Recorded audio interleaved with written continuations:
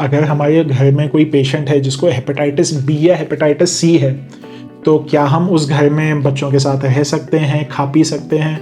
तो बहुत बार मन में एक डाउट आ जाता है कि अगर काला पीलिया है या पीला पीलिया है तो हम घर में साथ में रह सकते हैं या नहीं रह सकते हैं। या फिर बहुत बार हमने देखा है कि फीमेल्स होती हैं, अगर हेपेटाइटिस सी पॉजिटिव है तो फैमिली मेम्बर्स से इतना प्रेशर आ जाता है कि नहीं, आप अलग से रहिए, आप एक अलग कमरे में रहिए, क्योंकि आपसे वो चीज़ बच्चों को या हस्बैंड को हो सकती है। तो बहुत सारी गलत धारणाएं हैं उसके आसपास। तो पहले तो हमको ये देखना चाहिए कि पीलिया 2 टाइप का होता है मोटा मोटा। एक होता है कि खून से या सेक्सुअली फैलने वाला पीलिया, एक होता है कि गंदे पानी या उससे फैलने वाला पीलिया। तो हेपेटाइटिस ए और हेपेटाइटिस ई ऐसी चीज़ है कि जो गंदे खान पान, गंदे हाथ से फैलते हैं। तो हाँ, ये चीज़ें फैलती हैं और हमने बहुत बार देखा है कि जो गंदे पानी से होने वाला या पीला पीलिए वाला जो केसेस हैं वो आते हैं तो एक साथ आने लगते हैं। फिर एक नहीं, आपके पास 50 पेशेंट्स आ जाते हैं, और जब नहीं आते हैं तो 6-6 महीने पेशेंट नहीं होता है।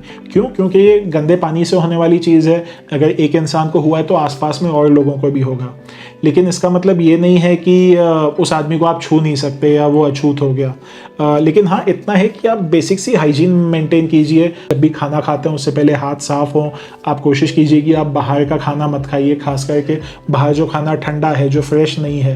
आपकी पानी पूरी हो गई या जूसेस हो गए, या बहुत बार हमको लगता है समोसा तो गर्मा गर्म है लेकिन उसके साथ जो चटनी है, हरी चटनी है, वो ठंडी है, तो उन चीज़ों में इन्फेक्शन हो सकते हैं। जो दूसरे टाइप का पीलिया हो गया, मुझे नहीं पता उसको काला पीलिया क्यों कहते हैं, उसमें कुछ भी काला नहीं होता है। लेकिन जो हेपेटाइटिस बी या हेपेटाइटिस सी है, ये खून के रास्ते फैल सकता है या सेक्सुअल संबंध से फैल सकता है। तो आपको कुछ चीज़ों का ध्यान रखना है, खास करके कि अगर हेपेटाइटिस बी या हेपेटाइटिस सी है, अगर आप घर में रहते हैं तो आप अपने बच्चे के साथ रह सकते हैं, उनके साथ सेम वॉशरूम यूज़ कर सकते हैं, आप सेम प्लेट में खाना खा सकते हैं। लेकिन कुछ चीज़ों का ध्यान रखना है। आपके जो रेजर्स हैं, शेविंग रेजर्स हो गए, या फिर जो ट्रिमर्स हो गए, या नेल कटर्स हो गए, या टूथब्रश हो गया, ये हमेशा अलग हो। अगर हेपेटाइटिस बी या हेपेटाइटिस सी है तो कोशिश करें कि आप सेक्सुअल संबंध बनाने से पहले उस चीज़ का पहले इलाज कर लें। और किसी कारणवश अगर संबंध बनने ही हैं तो कॉन्डम हमेशा यूज़ होना चाहिए, जिससे कि आपसे आपके पार्टनर को होने वाला रिस्क कम हो जाए। बहुत बार ये होता है कि अगर माँ को हेपेटाइटिस बी या सी है तो बच्चे को हेपेटाइटिस बी या सी होने का रिस्क भी होता है। तो अगर आपको हेपेटाइटिस बी या सी है तो पहले उसका कुछ ट्रीटमेंट ले लें।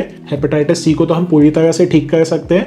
हेपेटाइटिस बी का वायरस का लेवल कम कर देते हैं हम, इतना कम हो जाता है कि बच्चे को इन्फेक्शन होने के चांसेस बहुत कम हो जाएंगे।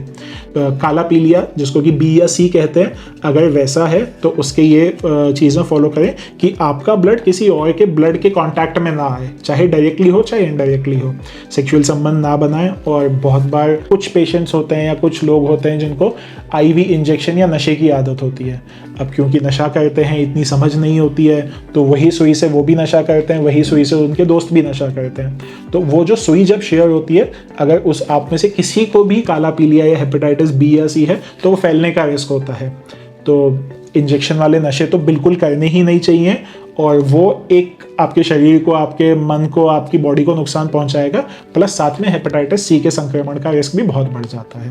तो ये चीज़ें हैं जिसको कि आप ध्यान में रख के हेपेटाइटिस बी, सी और ए, ई से बच सकते हैं। Thank you.